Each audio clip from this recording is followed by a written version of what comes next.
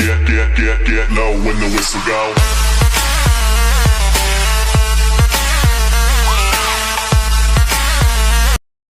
Welcome back in my YouTube channel. आज का जो हमारा टॉपिक है वो 2D एरे पे। अब तक हमने एरे देखा था 1D एरे, जिसमें हम लोग बहुत सारे वेरिएबल, एक ही वेरिएबल में बहुत सारे वैल्यू स्टोर कर रहे थे। तो हमारा 2D एरे क्या होता है, इसमें 2 डायमेंशन के फॉर्म में चलता होता है। और 2D जो होता है, एरे ऑफ एरे जो होता है, एरे ऑफ एरेस क्या होता है, वो 2D एरे उसको बोलते हैं। और ये मल्टी डायमेंशन भी होता है, क्योंकि हमारे इसमें 2D नहीं 3D भी चलता है। और इसको मैट्रिक्स की भी बोलते हैं, हमारे 2D एरे को मैट्रिक्स, क्योंकि हमारे इसमें रो और कॉलम के फॉर्म में चलता है। और हमारा जो 2D एरे 3D एरे है, सब काफ़ी आगे चल के यूजफुल होते हैं। अगर आप मतलब कि गेम डेवलपमेंट में जाते हैं, गेम डेवलपमेंट अगर आपको गेमिंग करना है तो गेमिंग में काफ़ी डायमेंशन चलते हैं, मल्टी डायमेंशन। तो एरे वहाँ पर काफ़ी यूजफुल होता है, मल्टी डायमेंशन में इसका यूज होता है। तो अगर हम लोग एरे को अगर बेसिक देखें, हम लोग डिफाइन कैसे करते हैं, इसका अगर वेरिएबल डिफाइन करना होगा, मान लो हमने यहाँ पर ए ले लिया और ए में हमने क्या कर लिया, एक 3 रो दे दिया। अगर हम लोग इसको सेकंड एलिमेंट को अगर हम लोग ब्लैंक छोड़ते हैं तो हमारा कंपाइलर क्या कर देगा, एरर दे देगा। इसमें हमारा सेकंड एलिमेंट जो है डिफाइन होना ही होना चाहिए। मान लो हमने अगर 4 कॉलम ले लिया तो हमारा कंपाइलर एरर नहीं देगा। अगर हम लोग 3 को ब्लैंक छोड़ते हैं तब भी हमारा साइज यहाँ से कंपाइलर ले लेगा। अब हमारा वर्डिंग में क्या होता था, हम लोग अगर इसका ब्लैंक छोड़ते थे वर्डिंग में तो कंपाइलर पता चलता था हमारा कि साइज़ कितना है, अगर वहाँ पर वैल्यू लेते थे। पर हमारा 2D एरे में ऐसा नहीं चलता है। हमें या तो दोनों का साइज़ डिफाइन करो रो कॉलम का, या तो सिर्फ कॉलम का करो, रो नहीं होगा तब भी चलेगा।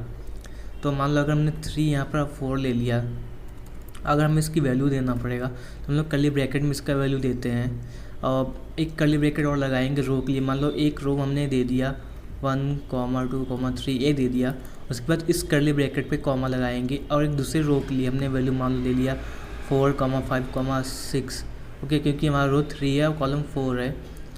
ओके, तो हमें यहाँ पर एक वैल्यू और देना पड़ेगा। यहाँ पर मान लो 3 के बाद 5 ले लिया। ओके, अब यहाँ पर 6, 5 और फिर एक कॉमा और फिर कर्ली ब्रैकेट लगाएंगे।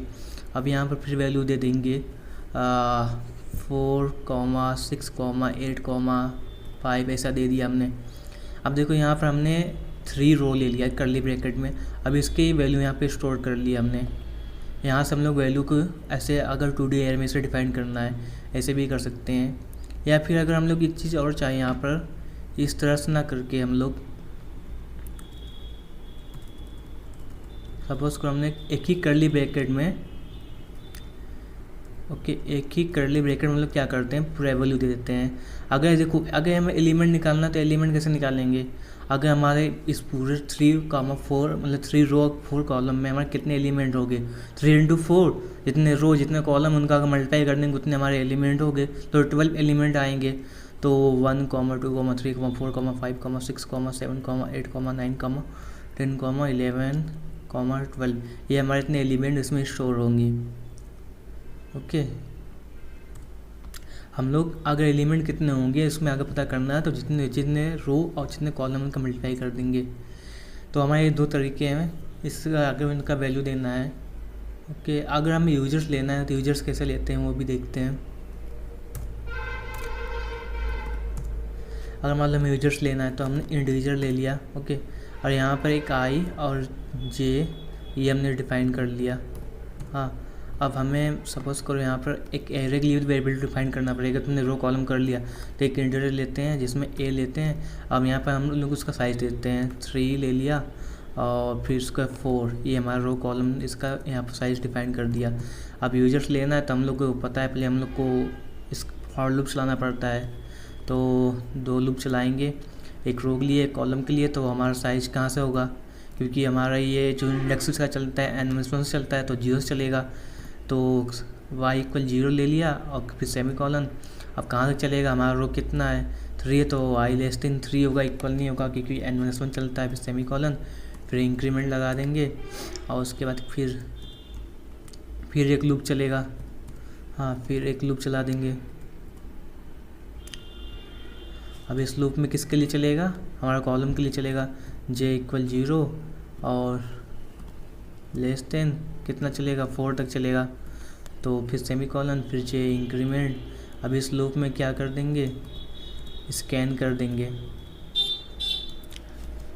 स्कैन किसको करेंगे, ए मॉडुलस डी, और मेथड क्या होगा हमारे पास, एम्परसेंड के बाद उसके बाद हमने वेरिएबल ए डिफाइन किया था, फिर आई, फिर जे। ये हमारा इसका स्कैन करने का हो गया। हम लोग इसको स्कैन कर दिए हैं। अब अगर हमें इसको प्रिंट करना है तो हमें सेम वही यहाँ पर इसको कॉपी कर लेते हैं, क्योंकि हमारे सेम यही होगा इसका जो प्रिंट करने का होगा। तो इसको कॉपी करते हैं। क्या हो रहा है, अब यहाँ पर हमने कॉपी कर ली, जहाँ स्कैन अप किया था बस चेंज कर देंगे यहाँ पर क्या, इसको एम्परसेंड को हटा देंगे, एम्परसेंड को हटाकर और प्रिंटफ लगा देंगे स्कैन अप की जगह। अगर मान लो यहाँ पर लिखना चाहें एलिमेंट लिखते हैं, अगर हम लोग इस फॉर्म में लिखते हैं एलिमेंट ऑफ एरे, किसका एरे, ए, हाँ, इसको स्क्वायर ब्रैकेट में लिख देते हैं और फिर एक स्क्वायर ब्रैकेट मॉडुलस टी और ये इक्वल मॉडुलस टी। अब यहाँ पर क्या लिख देंगे, आई कॉमा जे स्लैश एन न्यू लाइन के लिए। अब एलिमेंट देते हैं 1, 2, 3, 4, 5, 6, 7, 8, 9, 11, 12। यहाँ पर हमारे एलिमेंट ऑफ एरे आ गए।